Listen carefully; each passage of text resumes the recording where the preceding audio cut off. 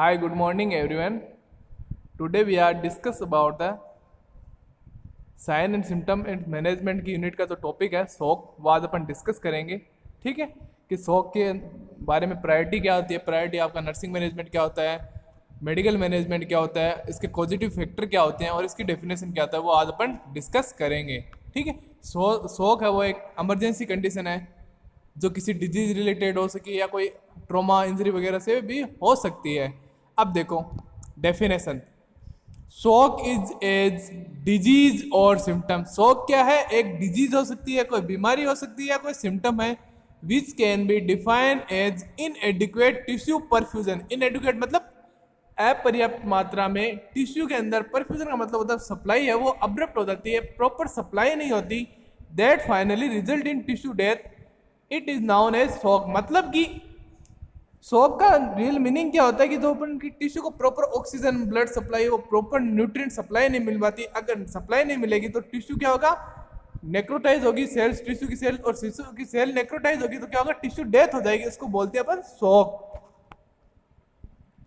Next आता है type of शौक, मतलब कितने टाइप के, कितने प्रकार के शौक होते हैं। द शौक इज डिवाइडेड इनटू 3 टाइप, मतलब जो शौक है वो 3 टाइप में डिवाइड होता है। फर्स्ट आता है hypovolemic shock.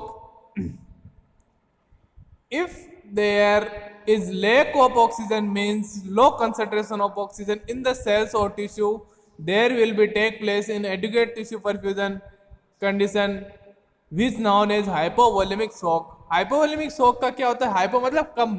ठीक है, देखो if there is lack of oxygen मतलब ऑक्सीजन की कमी हो रही है, यानी लो कंसंट्रेशन, ऑक्सीजन की कंसिस्टेंसी वो क्या हो रही है, लो हो रही है टिश्यू के अंदर, जिससे क्या हो रहा है, इनएडिक्वेट टिश्यू सप्लाई हो रही है जो लीड करती है हाइपोवोलेमिक, मतलब ऑक्सीजन की कमी होना, टिश्यू इनएडिक्वेट परफ्यूजन होना टिश्यू के अंदर ऑक्सीजन का, तो लीड करती है hypovolemic shock.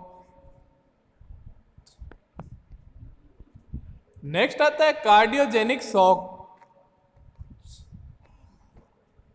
This type of shock is arise due to the loss of blood supply or congestive cardiac failure, MI, angina pectoris और less oxygen supply to the head। मतलब cardiogenic से क्या होती है कि मतलब कार्डियो से जो हार्ट से रिलेटेड शॉक होता है उसको बोलते हैं cardiogenic shock.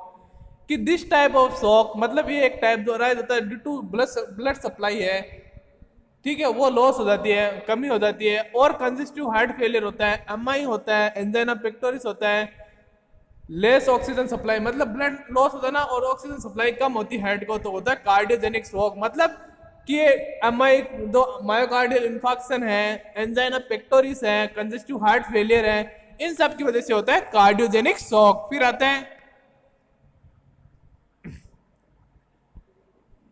This shock, it can B divide in 3 type, मतलब ये 3 कैटेगरी में डिवाइड है। फर्स्ट आता है neurogenic shock, it is arise on और it is an state of disease which can take place due to the altered state of sensation. मतलब neurogenic shock में क्या होता है कि जो भी सेंसेशन होते हैं, आपको जो भी अनुभव इंपल्स जाते हैं, अफरेंट इफरेंट नर्व है, उनके अंदर अल्ट्रेशन होना, आपके जो सेंसेशन आ रहे हैं वापस ब्रेन तक पहुंचे उनमें अल्टर्ड होना, उसको बोलते हैं न्यूरोजेनिक शॉक। फिर आता है एनाफाइलेटिक शॉक। एनाफाइलेटिक शॉक में क्या होता है, when the shock condition arise due to the allergic reaction, it is known as anaphylatic shock। मतलब कोई एलर्जी की वजह से अगर शॉक कंडीशन अराइज होती है, ठीक है, कोई एलर्जिक रिएक्शन की वजह से अगर शॉक कंडीशन अराइज होती है उसको बोलते हैं एनाफाइलेटिक शॉक। फिर आता है septic shock, immune suppression can cause the inadequate tissue perfusion which is known as septic shock. मतलब जो आपका इम्यून सप्रेशन, आपने कोई सी ड्रग दी जो इम्यून सिस्टम को डाउन कर रही है, वो क्या करेगा, इनएडिक्वेट टिश्यू पर प्रॉपर ऑक्सीजन और ब्लड की सप्लाई नहीं हो पाएगी, जिसकी जैसे क्या होगा, जो शॉक होगा उसको बोलेंगे अपन सेप्टिक शॉक। फिर आता है कॉजेज ऑफ शॉक। अब शॉक के क्या क्या कारण हो सकते हैं। फर्स्ट आता है हाइपोवोलेमिक शॉक। अब हाइपोवोलेमिक शॉक है कि इनएडिक्वेट ऑक्सीजन सप्लाई है तो टिश्यू के अंदर, तो उसकी वजह में क्या हो सकते हैं, किसी एरिया में बर्न हो गया, जल गया, हेमरेज हो रहा है, ब्लीडिंग हो रही है, डिहाइड्रेशन हो रहा है, फ्लूइड की कमी है बॉडी के अंदर, ठीक है, तो ये कॉज करते हैं हाइपोवोलेमिक शॉक को। नेक्स्ट आता है कार्डियक शॉक। कार्डिक शॉक में क्या होता है, कंजस्टिव हार्ट फेलियर की वजह से होता है, मायोकार्डियल इंफार्क्शन, कोई ट्रॉमा इंजरी होगी उसकी वजह से हो सकता है। ये सारे आप हार्ट में सिस्टम में आप पढ़ चुके हो, ठीक है। नेक्स्ट आता है डिस्ट्रीब्यूटिव शॉक, जिसमें न्यूरोजेनिक एनाफाइलेटिक शॉक अपने सेप्टिक शॉक अपन ने पढ़ा था।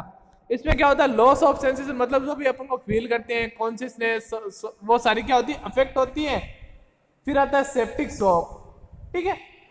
नेक्स्ट आता है साइन एंड सिम्टम्स, कि साइन एंड सिम्टम क्या होते हैं, किसके लक्षण क्या होते हैं, सब्जेक्टिव, जो पेशेंट बताता है, ठीक है। शॉर्टनेस ऑफ ब्रीथ, उसको ब्रीथ है वो धीरे धीरे आ रही है, कम आएगी, जल्दी जल्दी तेज आएगी। शॉर्टनेस ऑफ ब्रीथ का टाइमिंग रेट है वो क्या होगी, कम होगी।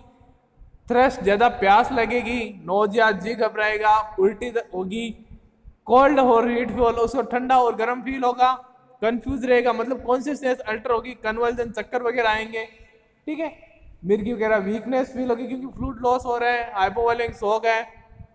नेक्स्ट आता है ऑब्जेक्टिव सिम्टम्स, और डॉक्टर बताता है, जो अपन देख के एसेस करते हैं। बीपी बढ़ा, ब्लड प्रेशर बढ़ा होगा, क्योंकि सप्लाई क्या है,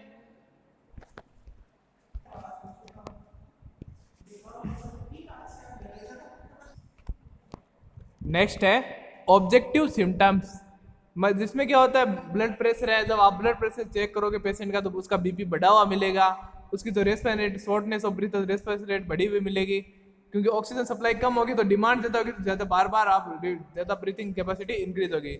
इंक्रीज पल्स रेट बढ़ी हुई मिलेगी, डिस्ने मिलेगा, ब्रीथिंग में डिफिकल्टी मिलेगी। जो कार्डिक आउटपुट, वो ब्लड सप्लाई लॉस हो रही है तो ब्लड लॉस हो रहा है तो कार्डिक आउटपुट डिक्रीज होगा। यूरिन आउटपुट, क्योंकि अब फ्लूइड ही नहीं है बॉडी के अंदर तो यूरिन आउटपुट होगा कैसे, तो उसका यूरिन आउटपुट क्या होगा, डिक्रीज होगा। नेक्स्ट आता है डायग्नोस्टिक इवाल्युएशन, जिसमें क्या आता है, पेशेंट हिस्ट्री आती है। आप पेशेंट की हिस्ट्री लोगे, उसको पहले से कोई डिजीज तो नहीं है, कोई प्रॉब्लम तो नहीं है, हेड टू एग्जामिनेशन करोगे, जिससे उसकी हार्ट रेट सारा वगैरह अच्छे से करोगे। ब्लड एग्जामिनेशन लगो, जिसमें एचपी देखोगे पेशेंट का एचपी कितना है, ठीक है। बाकी इलेक्ट्रोलाइट इम्बैलेंस को चेक करोगे, सीटी स्कैन करोगे, एबीजी एनालिसिस करोगे, बॉडी में एसिडिक मात्रा ज्यादा है या एल्कलाइन ज्यादा है, CO2 की ज्यादा है, वो सारा आप अच्छे से करोगे।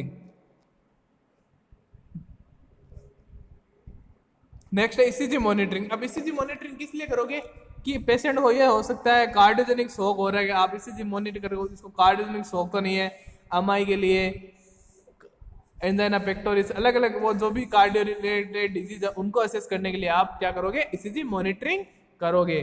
फिर आता है मैनेजमेंट। अब मैनेजमेंट में क्या है, मेडिकल मैनेजमेंट, इसमें क्या देखते हैं, एंटीबायोटिक देते हैं, वेसोडायलेट जो वेसल्स को डायलेट करती है, स्टेरॉइड देते हैं जो इन्फेक्शन को कम करती है, एंटीकोगुलेंट जैसे हेपेरिन है, वालपेन, अगर कोई क्लोट वगैरह जमा हो चुका है तो उसको रिमूव करने के लिए एंटीकोगुलेंट देते हैं। फिर आता है नर्सिंग मैनेजमेंट। अब नर्सिंग मैनेजमेंट में क्या देखते हो, inadequate tissue perfusion related to decrease oxygen supply, मतलब इनएडिक्वेट टिश्यू परफ्यूजन होता है जो कि रिलेट होता है डिक्रीज ऑक्सीजन सप्लाई, जो आपकी ऑक्सीजन सप्लाई वो डाउन आ रही है तो उससे रिलेटेड होता है इनएडिक्वेट टिश्यू परफ्यूजन, ठीक है। अल्टर्ड ऑक्सीजन सप्लाई, अब ऑक्सीजन सप्लाई प्रॉपर नहीं है तो अल्टर्ड टिश्यू के अंदर नहीं जाएगी तो टिश्यू परफ्यूजन अल्टर्ड होगा। Fluid and electrolyte balance related to, अब डिजीज कंडीशन से फ्लूइड लॉस हो रहा है तो फ्लूइड एंड इलेक्ट्रोलाइट बैलेंस भी अल्टर्ड होगा। नेक्स्ट है माल न्यूट्रिशन।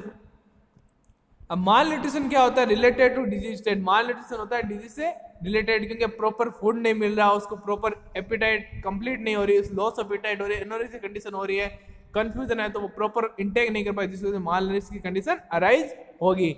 नेक्स्ट है नॉलेज डेफिशिएंट। अब पेशेंट को देखो, डिजीज कंडीशन, पेशेंट को एक तो डिजीज के बारे में नॉलेज नहीं, कि शॉक क्या होता है, क्या सिम्टम होते हैं, कैसे पता चलता है, तो पेशेंट को क्या करना है, सारे प्रोसेस एक्सप्लेन करना है, शॉक के बारे में बताते हैं, कैसे होती है, कैसे डिजीज अराइज होती है, क्या इसके सिम्टम होते हैं, कैसे इसका होम मैनेजमेंट होता है, कैसे इसको ट्रीट कर सकते हैं, वो सारा पेशेंट को एक्सप्लेन करेंगे, जिससे क्या होगा, उसकी जो एंजाइटी लेवल है वो डाउन होगा और उसको अच्छा फील होगा, कंफर्टेबल फील करेगा।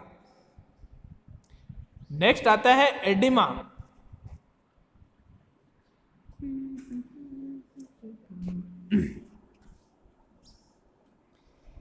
तो ये थे अपन ने शॉक पढ़ा था, जिसमें कार्डियोजेनिक शॉक होता है, एनाफाइलेटिक होता है, डिस्ट्रीब्यूटिव शॉक होता है, सेप्टिक शॉक होता है, ठीक है, हाइपोवोलेमिक शॉक होता है, मोस्ट कॉमन शॉक होता है वो कार्डियोजेनिक शॉक है, हाइपोवोलेमिक शॉक है, ये ज्यादा कॉमन है, वो पूछे जाते हैं एग्जाम के अंदर। ठीक है,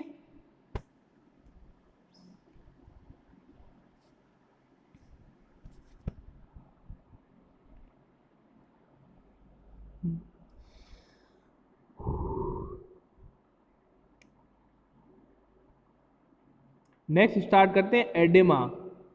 अब एडिमा क्या होता है? एडिमा का अपन मीन्स मानते हैं कि जो स्वेलिंग होती है उसको बोलते हैं एडिमा। डेफिनेशन क्या होती है देखो एडिमा की,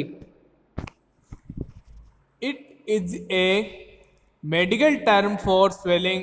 ये क्या है? एक मेडिकल टर्म है स्वेलिंग के लिए, जिसको अपन स्वेल जैसे, ठीक है। It is a observable swelling from fluid accumulation in the body tissue, मतलब कि फ्लूइड एक्युमुलेशन हो जाता है बॉडी टिश्यू के अंदर, तो बाहर उबार सा बनता है, उसको बोलते हैं अपन swelling. Is result of accumulation of excess fluid under the skin with a space in the tissue, मतलब कि जो एक टिश्यू का जो स्पेस होता है, ठीक है, टिश्यू की जो लेयर होती है उसके अंदर फ्लूइड एक्युमुलेशन हो जाता है स्किन के अंदर। जो भी इस टिश्यू के अंदर जो स्पेस होता है उसके अंदर क्या होता है, स्किन के नीचे फ्लूइड एक्युमुलेट होता है ज्यादा, जिसकी वजह से क्या होती है, स्वेलिंग आ जाती है। मतलब कि फ्लूइड कलेक्शन होना स्किन के नीचे, इसको बोलते हैं अपन, और स्वेलिंग आ जाती है, उसको बोलते हैं अपन एडिमा। ठीक है, कि ये क्या होती है, एक स्वेलिंग होती है अंडर द स्किन, जिसमें क्या होता है, फ्लूइड एक्युमुलेशन हो जाता है टिश्यू के अंदर स्पेस में, जिसकी वजह से आता है एडिमा। फिर आता है टाइप ऑफ एडिमा। ठीक, कौन कौन से टाइप है एडिमा के? अब आता है pitting edema. It can be demonstrated by applying the pressure to swelling area by depression the skin with the finger. इसमें क्या होता है पिटिंग एडिमा, आपको क्या करना है, applying the pressure to swelling, जो भी स्वेल हो रखी है, जो एरिया उबार आ रखा है, उसको क्या करना है, पिंच करना है, एकदम प्रेशर लगाना है। डिप्रेस द स्किन, डिप्रेस करना है स्क्रीन को विद द फिंगर। आपको फिंगर से क्या प्रेशर लगाओगे तो उसमें क्या होगा, पिटिंग एडिमा क्या होगा, एक गड्ढा सा बन जाएगा। जब आप उसके ऊपर प्रेशर लगाओगे तो एक गड्ढा सा बन जाएगा, उसको बोलते हैं पिटिंग एडिमा। नेक्स्ट है non beating oedema. It can not be demonstrate through the finger of pressure. अब देखो, जो नॉन बीटिंग एडिमा होगा उसको आप प्रेशर लगाओ तो वो अंदर नहीं दिखेगा, आपका गड्ढा सा नहीं होगा, उसको बोलते हैं non pitting oedema. Pitting oedema मतलब जब आप प्रेशर लगाते हो तो आपकी फिंगर जितना उसके अंदर गड्ढा हो जाता है, उसको बोलते हैं पिटिंग एडिमा। और जिसमें गड्ढा नहीं होता प्रेशर करने पे, उसको बोलते हैं नॉन पिटिंग एडिमा। फिर आता है कोजेज।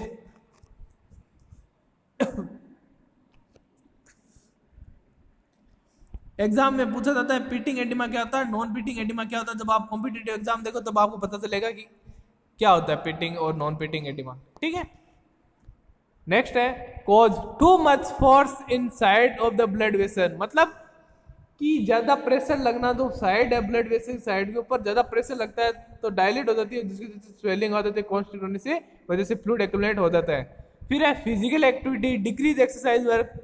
अब फिजिकल एक्टिविटी, आप प्रॉपर एक्सरसाइज नहीं कर रहे हो, वर्क डिक्रीज हो रहा है, फिजिकल वर्क नहीं कर रहे हो, तो उसकी वजह से क्या होगा, एक्युमुलेट होने लग जाएगा। Long time sitting and standing, आप लंबे समय तक बैठ रहे हो या खड़े रहे हो तो उसकी वजह से भी हो सकता है। एक्सेसिव साल्ट, अब एक डाइट के अंदर आप एक्सेसिव सोडियम ले रहे हो, नमक खा रहे हो, उसकी वजह से भी पिटिंग एडिमा या नॉन पिटिंग एडिमा हो सकते हैं। अब एक मेनोपॉज कंडीशन है, जो 40 से 45 के बीच में अराइज होती है, कि जो मेंस्ट्रुअल साइकिल आते हैं लेडीज के अंदर वो ऑफ हो जाते हैं, उसके बाद पे जो फ्लूइड है एक्युमुलेट स्किन के अंदर होना स्टार्ट हो जाता है, जिसको बोलते हैं अपन एडिमा। कॉन्ट्रासेप्टिव, अब कॉन्ट्रासेप्टिव जो भी ड्रग्स है वो भी एडिमा को कॉज कर सकती है। Next some disease like heart disease, kidney, liver और आर्थराइटिस, मतलब कोई डिजीज है, हार्ट डिजीज है, किडनी है, आर्थराइटिस, इनमें क्या होता है, पिटिंग एडिमा होता है।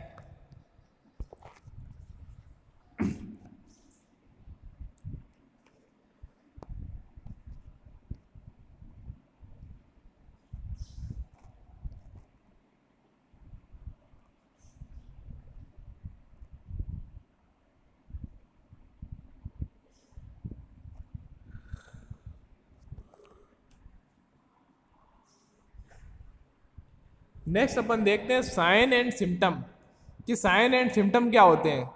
ठीक है, इसमें क्या क्या लक्षण आते हैं। स्वेलिंग ऑफ स्किन, अब सबको पता है कि एडिमा होगा तो स्वेलिंग, स्किन के ऊपर स्वेलिंग हो जाएगी, उबार बन जाएगा। स्ट्रेच एंड शाइनिंग, आप उसको स्ट्रेच हो सकती है और शाइनिंग, चमकीली कलर स्किन स्वेलिंग के अंदर शो होगी। Remain A Dimple on skin, body एक, कि एक रिमेन डिम्पल सा बन जाएगा, उबार सा बन जाएगा एडिमा का, और बॉडी एक होगा, पेन होगा बॉडी के अंदर। स्ट्रिकनेस ऑफ जॉइंट, जॉइंट क्या होगा, स्ट्रिकनेस का मतलब होता है हार्ड हो जाएंगे जॉइंट, वेट गेन होगा क्योंकि फ्लूइड एक्यूमुलेट हो रहे हैं, तो फ्लूइड एक्यूमुलेट होगा तो वेट गेन होना ही है। पल्स रेट क्या होगी, अब फ्लूइड एक्यूमुलेट होना रहा है, बॉडी के अंदर ब्लड ज्यादा हो रहा है तो आप क्या होगे कि पल्स रेट भी बढ़ेगी। Head and neck are fuller, कि जो आपकी हेड एंड नेक है वो आपको फुल फील होगी, फुलनेस फील होगी उनके अंदर, जैसे फ्लूइड एक्यूमुलेट हो रखा है नेक में। हाइपरटेंशन, आपका ब्लड प्रेशर बढ़ेगा क्योंकि फ्लूइड वॉल्यूम बॉडी के अंदर ज्यादा हो जाएगा, उसकी वजह से इंक्रीज एब्डोमेन साइज। अब बॉडी के अंदर पिटिंग एडिमा हो रहा है तो बॉडी के अंदर फ्लूइड एक्यूमुलेट होगा एब्डोमिनल लेयर्स के अंदर, पेरिटोनियल ग्रेविटी, उसकी जैसे क्या होगा जो एब्डोमेन की साइज है वो बढ़ जाएगी। ये थे साइन एंड सिम्टम, ठीक है। नेक्स्ट आता है डायग्नोस्टिक इवैल्यूएशन की अपन पता कैसे लगाते हैं। पेशेंट हिस्ट्री, अब आप पेशेंट की पास्ट हिस्ट्री लोगे, मेडिकल हिस्ट्री लोगे, प्रेजेंट हिस्ट्री की, वो कोई ड्रग्स तो नहीं ले रहा, कॉन्ट्रासेप्टिव वगैरह, ठीक है, वो कोई पुरानी कोई उसकी सर्जरी रिलेटेड प्रॉब्लम तो नहीं है, उसको किडनी हार्ट डिजीज रिलेटेड कोई प्रॉब्लम नहीं है, वो सारा आप क्या करोगे असेस करोगे कि पेशेंट हिस्ट्री में क्या कहा। चेस्ट एक्सरे करोगे, ठीक है। नेक्स्ट है heart kidney liver function LFT करोगे, किस लिए है कि आप पता लगाओ इसको कोई हार्ट रिलेटेड डिजीज तो नहीं है। नेक्स्ट है सोनोग्राफी, अब एब्डोमेन के अंदर फ्लूइड क्वालिटी को चेक करने के लिए आप क्या करोगे सोनोग्राफी करोगे, जिससे एब्डोमेन की साइज लोकेशन का पता चलेगा कि कहां पे एक्यूमुलेट हो रखा है। नेक्स्ट आता है मैनेजमेंट। अब देखो एडिमा का मैनेजमेंट अपन कैसे करते हैं। फर्स्ट आता है मेडिकल मैनेजमेंट, जिसमें अपन क्या करेंगे ड्रग्स प्रोवाइड करेंगे। अब आता है फर्स्ट आता है डायूरेटिक, ठीक है। डायूरेटिक का मतलब यही है कि इसमें मैनिटोल वगैरह यूज करते हैं, तो क्या करती है फ्लूइड का जो भी यूरिन के थ्रू फ्लूइड भी एक्यूमुलेट हो रखा है उसको फ्लूइड के थ्रू या बाहर यूरिन के थ्रू बाहर निकाल देती है, उसको बोलते हैं डायूरेटिक। डायूरेटिक मतलब यूरिन के थ्रू एक्सेसिव फ्लूइड एक्यूमुलेट हो रखा है बॉडी, उसके बाहर निकलने के प्रोसेस को क्या कहते हैं, जो प्रोसेस यूज करते हैं उसको बोलते हैं डायूरेटिक ड्रग्स। फिर आता है कीमोथेरेपी और कीमोथेरेपी रेडिएशन, उसकी कोर्टिकोस्टेरॉइड जो इन्फ्लामेटरी प्रोसेस है उसको रिड्यूस करेगी, जिससे क्या होगा एक्यूमुलेशन होना स्टॉप हो जाएगा। सोडियम डिक्रीज इन डाइट, आप क्या करोगे एक्सेसिव डाइट ले रहे तो उसको बोलेंगे आप सोडियम नमक कम लो डाइट के अंदर, एक्सेसिव डाइट नहीं लो, डाइट में सोडियम ज्यादा नहीं लेना चाहिए। हाई प्रोटीन डाइट प्रोवाइड करेंगे जिससे एक्यूमुलेशन होना बंद हो जाएगा। इजीली डाइजेस्टिव और फ्रिक्वेंटली डाइजेस्ट, आप उसको इजीली डाइजेस्टिव और फ्रिक्वेंटली कि जो इजीली और फ्रिक्वेंटली डाइजेस्ट हो आसानी से, ऐसा फूड पेशेंट को प्रोवाइड करेंगे। ये नहीं है उसको सॉलिड फूड दे रहे हैं जो उससे डाइजेस्ट नहीं हो पा रहा है।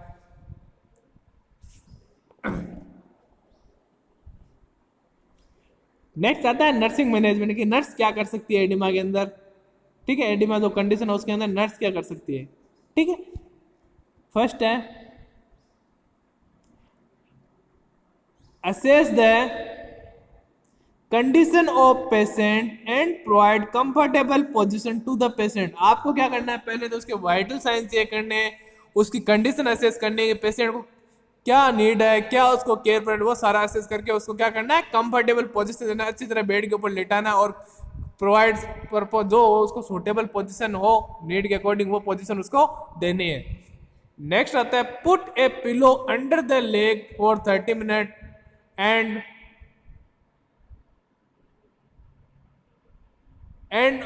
30 minute and of the day, so keep the leg elevate lower level of the head. मतलब a pillow under the leg of, मतलब आपको क्या करना है एक पिलो एक तकिया लगाना है 30 मिनट तक अंदर द उसकी जो लेग्स है उसके नीचे, और end of the day keep the leg elevated lower the head level. आपको क्या करना लेग को एलिवेट करना बट हेड के लेवल से डाउन होने चाहिए वो, ठीक है। नेक्स्ट है increase the patient to wear the compression socks slipper to prevent the fluid balance in leg. मतलब increase the patient to wear compression socks, मतलब आपको क्या करना है पेशेंट को बोलना है कि आप कंप्रेशन शूज है जो क्या करेंगे कंप्रेस करके रखेंगे, लूज नहीं होते, कंप्रेस शूज स्लीपर जो क्या करेंगे prevent fluid balance in leg, जो क्या करेंगे फ्लूइड को इम्बेलेंस है बॉडी के अंदर, जो फ्लूइड का इम्बेलेंस है वो उसको लेग के अंदर, जो बॉडी के अंदर जो फ्लूइड है लेग के अंदर एक्यूमुलेट हो रहा है उनको मेंटेन करेंगे। नेक्स्ट है अवॉइड प्रोलॉन्ग सीटिंग एंड, आप पेशेंट को क्या बोलोगे आप ना तो लंबे समय तक खड़े रहे ना बैठे रहे, ठीक है, जिससे क्या होगा जो बॉडी का एक्यूमुलेशन होना स्टॉप हो जाएगा। Avoid excessive sodium in the diet. आप पेशेंट को क्या बोलेंगे, आप सोडियम डाइट को, एक्सेसिव सोडियम डाइट ना लें, सोडियम को एकदम कम करें, जिससे क्या होगा, एडिमा के लेवल है वो डाउन आ जाएगा। ठीक है, नेक्स्ट है massage an affected area toward the head. अब आपको क्या करना है, मसाज करना है अफेक्टेड एरिया हेड के आगे की साइड। ठीक है, हेड की तरफ आपको क्या करना है, मसाज करना है जो भी अफेक्टेड एरिया, जिससे क्या होगा, एडिमा स्वेलिंग है वो डाउन आ जाए और वेसल डायलेट होके आगे फ्लूइड को सर्कुलेशन कर दे, वहां पे इकट्ठा ना होने दे। ठीक है, इसलिए अपन करते हैं मसाज। नेक्स्ट है prevent the swelling area from additional pressure injury and extreme temperature. अब क्या करना है, प्रिवेंट मतलब आपको बचाना है स्वेलिंग एरिया को, एडिशनल प्रेशर ना लगना चाहिए, उसके ऊपर दबाव नहीं होना, कोई इंजरी या एक्सट्रीम टेम्परेचर के अंदर वो कांटेक्ट में नहीं आए। मतलब कि आपको एवरी 2 आवर से पोजीशन चेंज करनी है पेशेंट की, और उसको प्रेशर सोर्स से, बेड सोर्स से आपको प्रिवेंट करना है, ताकि उसके अंदर वुंड वगैरह ना हो। नेक्स्ट है increase the patient to follow doctor direction. आप पेशेंट को इंक्रेज करेंगे, उसको बोलेंगे, उसको मोटिवेट करेंगे, आप प्रॉपर फॉलोअप केयर डायरेक्शन के अकॉर्डिंग आप प्रिस्क्रिप्शन लो और अपनी केयर को मेंटेन रखो, अपनी हेल्थ को मेंटेन रखो, लाइफस्टाइल को मॉडिफाई करो। तो ये था आपका शौक और एडिमा। ठीक है, ये दो डिस्कस किए आप आज अपन ने।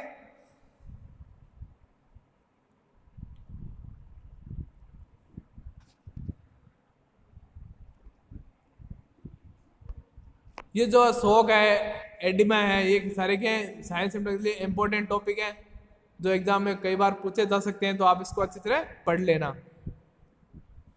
इनके सबके कॉमन मैनेजमेंट होते हैं, टाइप अलग होते हैं, बट इनका मैनेजमेंट है वो कॉमन होता है, नर्सिंग मैनेजमेंट वगैरह। ठीक है,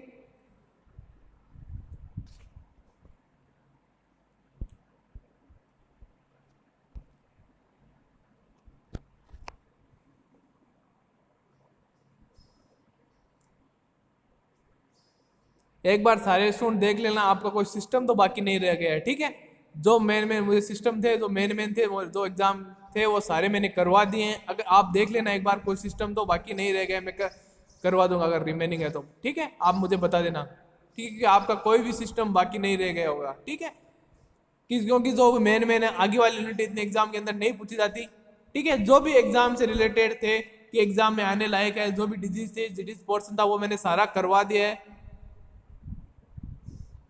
फिर भी कोई रिमेनिंग बचा तो मुझे बता देना, मैं करवा दूंगा।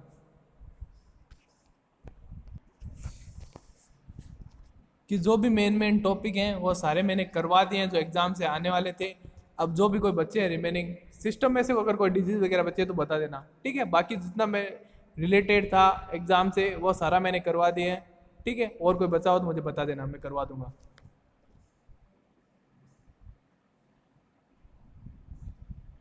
और आप फाइल रेडी कर लेना जितना हो सके।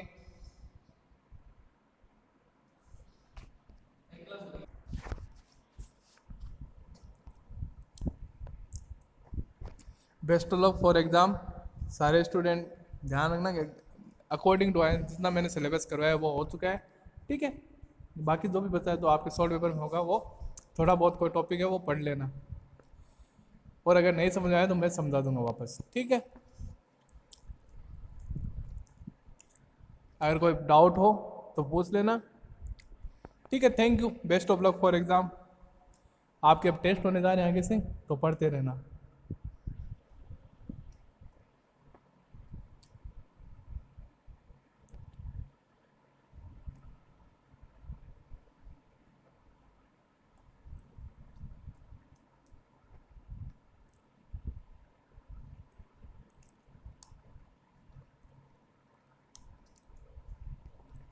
और फाइल भी साथ साथ बनाते रहना, जो भी टॉपिक अच्छे लगे उनको लेके फाइल बना लेना। ठीक है, नर्सिंग केयर प्लान है, केस स्टडी वगैरह, वरना एक बार मुझसे पूछ लेना, मैं टॉपिक बता दूंगा, वो सारे लेके टॉपिक आप फाइल बना लेना पूरी। ठीक है, ताकि प्रैक्टिकल के टाइम आपको प्रॉब्लम ना हो।